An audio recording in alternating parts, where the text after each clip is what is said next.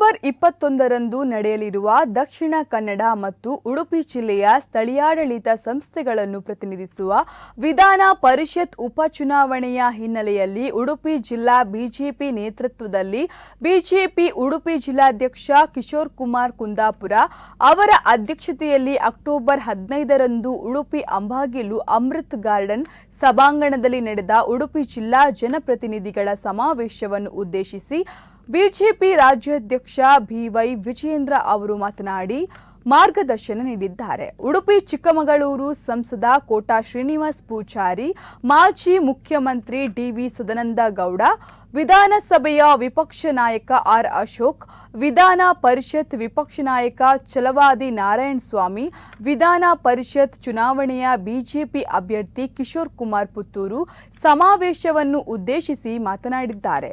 ಈ ಸಂದರ್ಭದಲ್ಲಿ ಬಿಜೆಪಿ ರಾಜ್ಯ ಪ್ರಧಾನ ಕಾರ್ಯದರ್ಶಿ ವಿ ಸುನೀಲ್ ಕುಮಾರ್, ಮಂಗಳೂರು ಸಂಸದ ಕ್ಯಾಪ್ಟನ್ ಬ್ರಿಜೇಶ್ ಚೌಟ, ಜಿಲ್ಲೆಯ ಶಾಸಕರಾದ ಯಶ್ಪಾಲ್ ಎ ಸುವರ್ಣ, ಸುರೇಶ್ ಶೆಟ್ಟಿ ಗುರ್ಮೆ ಮತ್ತಿತರರು ಉಪಸ್ಥಿತರಿದ್ದರು.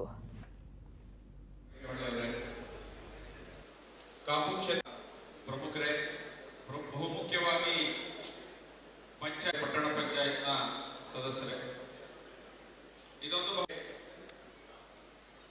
ಜಿಲ್ಲೆ ಸಂಘಟನಾತ್ಮಕವಾಗಿ ಬಹಳ ಪ್ರಾಬಲ್ಯ ಇರುವಂತಹ ಜಿಲ್ಲೆ. ನಮ್ಮ ಬೈದೂರಿನ ಶಾಸಕರಾದಂತಹ ಗುರುರಾಜ್ ಗಟ್ಟಿಹೊಳಿ ಅವರೇ,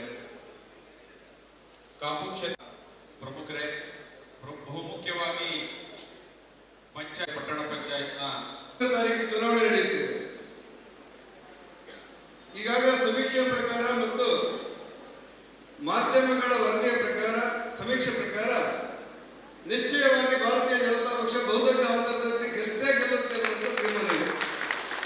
ಅದರ ಮಧ್ಯದಲ್ಲೂ ಕೂಡ ಒಂದು ರಾಜಕೀಯ ಪಕ್ಷವಾಗಿ ಭಾರತೀಯ ಜನತಾ ಪಕ್ಷ ಅತ್ಯಂತ ತೀವ್ರತರದ ಹೋರಾಟವನ್ನು ಕೊಟ್ಟು ಬಹುದೊಡ್ಡ ಅಂತರದಲ್ಲಿ ಚುನಾವಣೆಯನ್ನು ಗೆಲ್ಲಿಸಬೇಕು ಅನ್ನುವ ಕಾರಣಕ್ಕೋಸ್ಕರ ಇವತ್ತಿನ ಸಮಾರಂಭವನ್ನು ಏರ್ಪಡಿಸಲಾಗಿದೆ. ಪಂಚಾಯತ್ ರಾಜ್ ವ್ಯವಸ್ಥೆ ಅಂದರೆ ಆಳಿಸಿಕೊಳ್ಳುವ ಆಡಳಿತ. ಇಲ್ಲಿಯವರೆಗೆ ನಾವು ಮಂತ್ರಿಗಳಿಂದ, ಮುಖ್ಯಮಂತ್ರಿಗಳಿಂದ, ಸಂಸತ್ ಸದಸ್ಯರಿಂದ, ಶಾಸಕರಿಂದ ಆಳಿಸಿಕೊಳ್ತಾ ಇರುವಂತಹ ಜನರ ಆಡಳಿತಕ್ಕೆ ಪಂಚಾಯತ್ ನಿಖರವಾದ ಅಂಕಿಅಂಶಗಳ ಆಧಾರದಲ್ಲಿ. ಆದರೆ ನಮ್ಮ ಪಕ್ಷ ಪಾರ್ಟಿ ವಿತ್ ಡಿಫರೆನ್ಸ್ ಅಂತ ಹೇಳುವುದಕ್ಕೆ ಇವತ್ತಿನ ಅಭ್ಯರ್ಥಿಯ ಆಯ್ಕೆ ಇದೆಯಲ್ಲ, ಇದೇ ಅತ್ಯಂತ ಭ್ರಷ್ಟ ಸರ್ಕಾರ ಯಾಕಂದ್ರೆ ಅದು ಎರಡನೇ ಅವಧಿ ಸಿದ್ದರಾಮಯ್ಯ ಸರ್ಕಾರ ಅಂತ ಹೇಳುವಂಥದ್ದು ನಾವು ಕಂಡಿದ್ದೇವೆ. ಒಬ್ಬ ಮಂತ್ರಿ ನಿನ್ನೆದಾದ್ರೆ 20 ವರ್ಷಕ್ಕೆ ಈ ಕಡೆ ಆಗಿರ್ಬೇಕು ಅಂತ ಅಲ್ವಾ, ಇವತ್ತು ಜಾಮೀನ್ ಮೇಲೆ ಹೊರಗೆ ಬಂದಿರಬೇಕು ನಾಗೇಂದ್ರ. ಅವರು ಹೊರಗೆ ಬಂದಾಗ ಕೆಲವೇ ದಿನಗಳಲ್ಲಿ ಮುಖ್ಯಮಂತ್ರಿಯೇ ಆ ಜಾಗವನ್ನು ತುಂಬುವಂತ ಕಾಲಘಟ್ಟ ಕೂಡ ಬರ್ತದೆ ಅಂತ ಹೇಳುವಂಥದ್ದು ಇವತ್ತು ನಾವು ಕಂಡುಕೊಂಡಂತಹ ಸತ್ಯ. ನಾನು ಕಳೆದ 30 ವರ್ಷದಲ್ಲಿ ಈ ತರ ಕೆಳಗಡೆ ಕುಳಿತುಕೊಂಡು ಈ ತರ ಚುನಾವಣಾ ಪ್ರಚಾರ ಸಭೆಯಲ್ಲಿ ಎಲ್ಲರನ್ನ ಯಾವ ರೀತಿ ವಿಜಯನ್ನಾಗಿಸಬೇಕನ್ನೋ ಕೆಲಸವನ್ನು ಮಾಡ್ತಾ ಬಂದಿದ್ದೇನೆ. ಈ ತರ ಚಪ್ಪಲ್ ತಟ್ಟ ಬಂದಿದ್ದೇನೆ. ಇದು ಹೊಸ ಅನುಭವ. ಇವತ್ತು ನಾನು ನಿಮ್ಮ ಮುಂದೆ ನಿಂತ್ಕೊಂಡು ಮತವನ್ನ ಯಾಚನೆ ಮಾಡ್ಲಿಕ್ಕೆ ನಿಂತಿದ್ದೇನೆ. ಅದಕ್ಕೋಸ್ಕರ ಇದು ಕಿಶೋರ್ ಕುಮಾರ್ ಪುತ್ತೂರು ನಿಂತದಲ್ಲ, ಭಾರತೀಯ ಜನತಾ ಪಾರ್ಟಿಯ ಗೆಲುವು. ಅದಕ್ಕೋಸ್ಕರ ನೀವೆಲ್ಲರೂ ಸೇರಿಕೊಂಡು ಅತ್ಯಂತ ಹೆಚ್ಚಿನ ಅಂತರದಲ್ಲಿ ಗೆಲ್ಲಿಸಬೇಕು. ಆಗ ಏನು ನಮ್ಮ ಪಕ್ಷಕ್ಕೋಸ್ಕರ ಇಷ್ಟು ವರ್ಷ ನಿರಂತರವಾಗಿ ಸಮಯವನ್ನು ಕೊಟ್ಟಂತಹ ಎಲ್ಲರಿಗೆ ಈ ಗೆಲುವು ಸಲ್ಲುತ್ತದೆ. ಪುತ್ತೂರಿನವಾದರೂ ಕೂಡ ಉಡುಪಿ ಜಿಲ್ಲೆಗೆ ಹೆಚ್ಚಿನ ಸಮಯವನ್ನು ಕೊಡ್ತೇನೆ. ಸುಮಾರು 13 ಕ್ಷೇತ್ರ ಉಂಟು, ಸುಳ್ಯದಿಂದ ಬೈದೂರು ತನಕ. ಅದು ಈಗಾಗಲೇ ಉಡುಪಿ ಜಿಲ್ಲೆಯ ಎಲ್ಲ ಕ್ಷೇತ್ರವನ್ನು ಸುತ್ತಾಡಿ ಆಗಿದೆ. ಇಡೀ ಜಿಲ್ಲಾ ಓಡಾಡಿದ್ರು, ದಕ್ಷಿಣ ಕನ್ನಡ, ಉಡುಪಿ ಎಲ್ಲವರು ಪಾಪ ಅವ್ರು ನೋಡಿದ್ರೆ ಅಯ್ಯೋ ಪಾಪ ಅಂತ ಮಾಡ್ತಾರೆ. ಪಾಪರೇ ಕೋಟಾ ಶ್ರೀನಿವಾಸ ಪೂಜಾರಿ ಪಾಪದ ಮನುಷ್ಯ ಅವನು, ಅಂಥವ್ರು ಗೆಲ್ಲಬೇಕು ಅಂತೇಳಿ ಒಂದಲ್ಲ ಎರಡಲ್ಲ 4 ಬಾರಿ ವಿಧಾನ ಪರಿಷತ್ ಸದಸ್ಯರಾದ. ಸರಿ, ಅಷ್ಟಕ್ಕೆ ನಿಲ್ಲಿಸಿದ್ರೆ ಅದು ಆಗಲಿಲ್ಲ.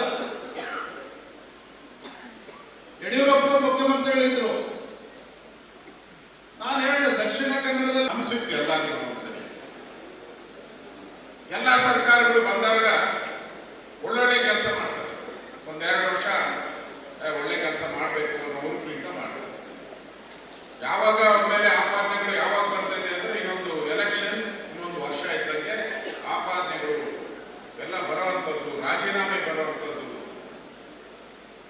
ಮಂತ್ರಿಗಳು ಜೈಲಿಗೆ ಹೋಗುವಂಥದ್ದು, ಇದೆಲ್ಲ ಯಾವಾಗ ಬರ್ತಿದೆ? ಕೊನೆಯ ಒಂದು ವರ್ಷ. ಇದು ಉಲ್ಟಾ ಹೋಗಿದೆ ಕಾಂಗ್ರೆಸ್ ಅಲ್ಲಿ. ಬಂದು ಒಂದು ವರ್ಷಕ್ಕೆ ಎಲ್ಲ ಜೈಲುಗಳಿಗೆ ಹೋಗ್ತಾವ್ರೆ, ರಾಜೀನಾಮೆ